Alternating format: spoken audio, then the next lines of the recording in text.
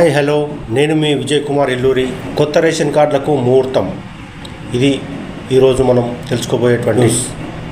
అయితే ఇంకా ఎవరైనా కొత్త వారు ఉన్నట్లయితే మన ఛానల్ని చూస్తున్నట్లయితే తప్పకుండా ఒక లైక్ చేయండి. మీరు చేసే లైక్ వల్ల నాకు ఇంకా ఎంకరేజ్మెంట్ వస్తుంది. ఇంకా ఎవరైతే చూస్తున్నారో వారు కూడా తెలియని వారికి ఈ వీడియోని షేర్ చేయండి.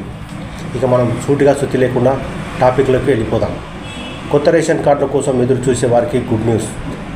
రేషన్ కార్డుల జారీకి ముహూర్తం ఫిక్స్ అయింది. ఎప్పటి నుంచి ఇస్తారో తెలుసుకోండి. ఇలాగే కార్డులు ఎలా ఉంటాయో తెలుసుకోండి. చూడాలి, మనం ఈ కార్డులు ఇస్తానని న్యూస్ అయితే ఒకటే చెప్తున్నారు, కానీ అది ఎప్పటి వరకు వస్తుంది ఏంది అనేది మనకు తెలియాల్సి ఉంటుంది. కొత్త రేషన్ కార్డులు వచ్చేస్తున్నాయి. ప్రభుత్వం గుడ్ న్యూస్ అందించింది. రేషన్ కార్డులు జారీకి ముహూర్తం కూడా ఫిక్స్ చేసింది. దీనివల్ల కొత్త రేషన్ కార్డుల కోసం దరఖాస్తు చేసుకున్న వారికి ఊరట లభిస్తుంది అని చెప్పుకోవచ్చు. కానీ మనం ఇది వార్తలు అయితే వింటూనే ఉన్నాం, కానీ మనకి ఎప్పుడు వస్తున్నాయో ఏంటి అనేది మాత్రం ఏమీ అర్థం కావట్లేదు. మనకి మార్చి ఏప్రిల్ అని చెప్తా ఉన్నారు. ఇంతకీ కొత్త రేషన్ కార్డులు ఎప్పుడు వస్తాయో మనం ఎప్పుడు తెలుసుకుందాం.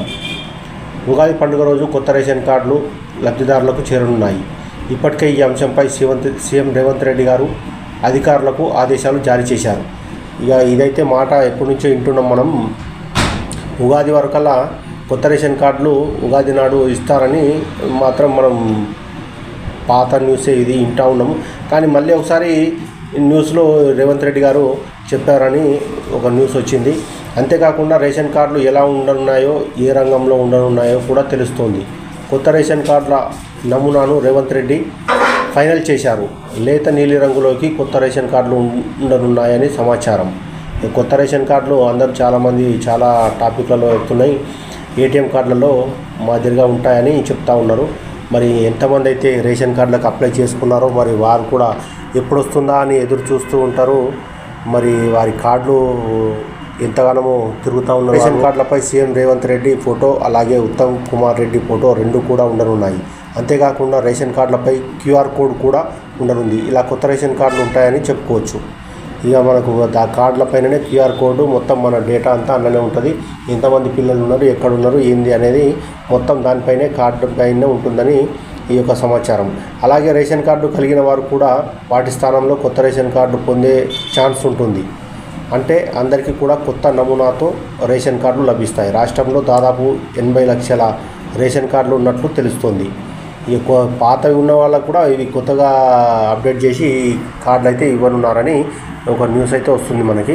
మార్చి 30న ఉగాది పండుగ వచ్చింది. అందువల్ల ఆ రోజే రేవంత్ రెడ్డికి ఈ కొత్త రేషన్ కార్డుల జారీకి శ్రీకారం చుట్టనున్నారు. రాష్ట్రంలో ప్రతి ఒక్క కుటుంబానికి రేషన్ కార్డు ఉండాలనే లక్ష్యంతో ప్రభుత్వం ముందుకు దూసుకెళ్తుంది. ఇది మంచిదే, అందరికీ రేషన్ కార్డులు దొరికితే అందరికీ కూడా మంచిదే అని కూడా మేము భావిస్తున్నాం. మీరు కూడా మరి ఈ యొక్క కార్డు కొరకు ఎదురు చూస్తూ ఉంటారు. మీ అందరికీ కూడా కార్డులు రావాలని మనస్ఫూర్తిగా కోరుకుంటున్నా.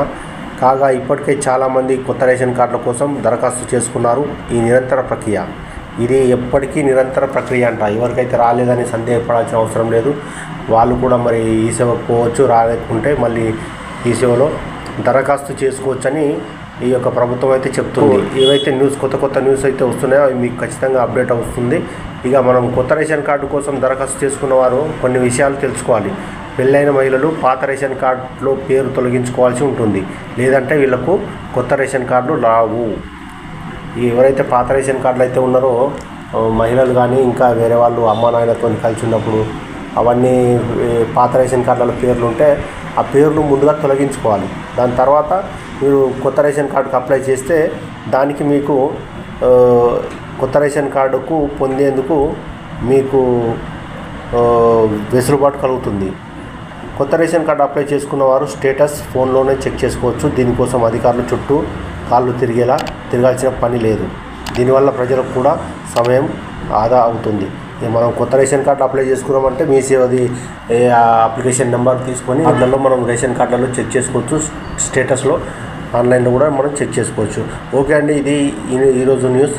మళ్ళీ ఒకసారి కొత్త న్యూస్తో మనం కలుద్దాం. అంతవరకు సెలవు. మన ఛానల్ని ఒక లైక్ చేయండి. Thank you, bye bye.